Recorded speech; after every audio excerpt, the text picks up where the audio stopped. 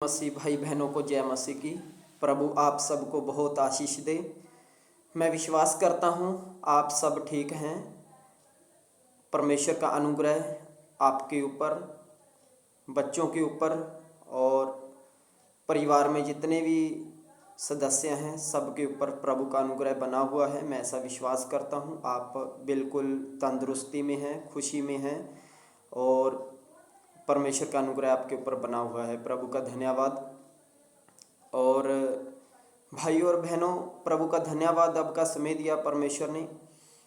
और भाई और बहनों, जब हम बात करते हैं एक मसीह दौड़, मसीह जिंदगी की हम बात करते हैं, तो एक मसीह जो जीवन है, ये मसीह जीवन एक बहुत सकरा मार्ग है। इस रास्ते पे चलने के लिए हमें क्रूस उठाकर चलने की ज़रूरत है। क्रूस उठाकर प्रभु के पीछे चलने की ज़रूरत है।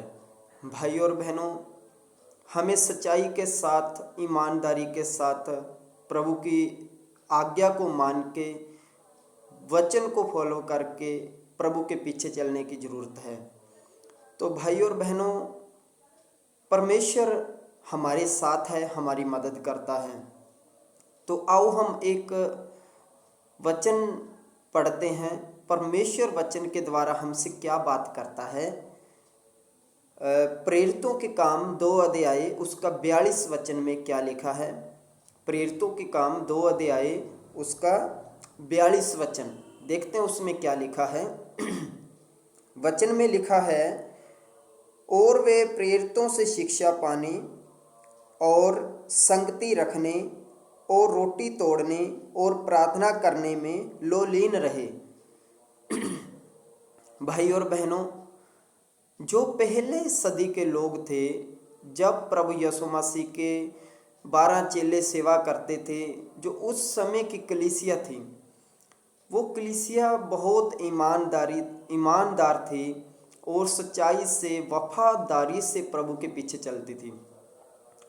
तो वो परमेश्वर के दासों के पास आके शिक्षा पाने के लिए वो लोलीन रहती थी। मतलब वो शिक्षा पाने के लिए उनके मन में एक चाहत थी, उनके मन में एक शौक़ था, एक लगन थी उनके मन में कि मुझे प्रभु का वचन सुनना है।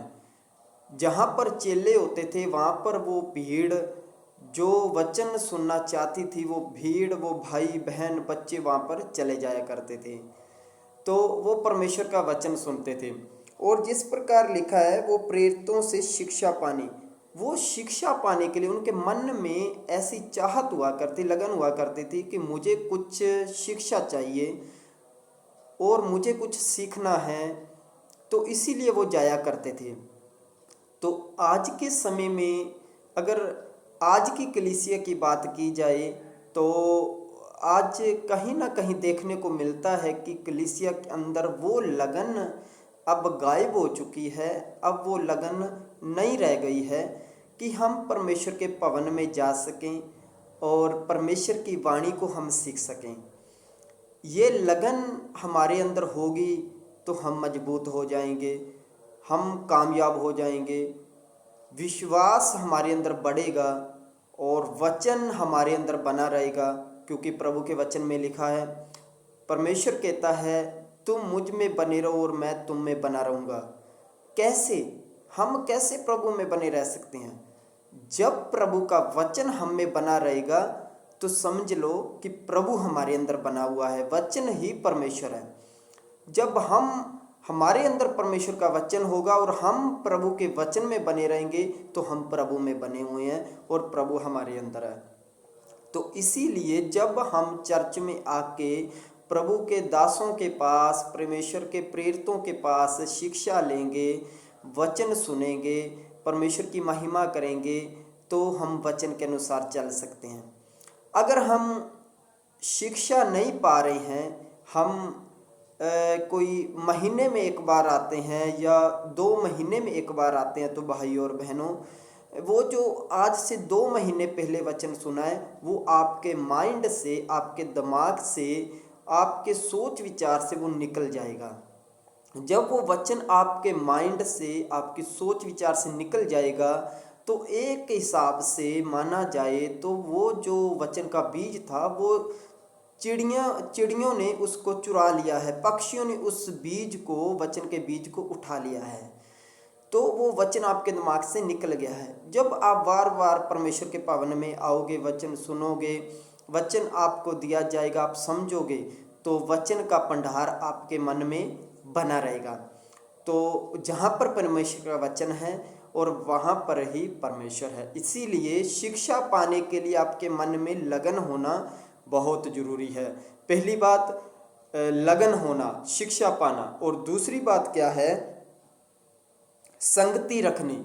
संगति क्या क्या मतलब है? मिले रहना, जुड़े रहना, फोन पे भी वचन सीखते रहना, संगति करना। जब हम घर पे अकेले हैं तो हम फालतू का जो समय हम कई बार वेस्ट कर देते हैं बातों में या फिर दुनियादारी के ख्यालों में, ऐसे नहीं। अगर हमारे पास समय है तो हम प्रभु के चरणों में जाएं और प्रभु का वचन सीखें, प्रार्थना करें, संगति में बने रहना, चर्च में आते जाते रहना।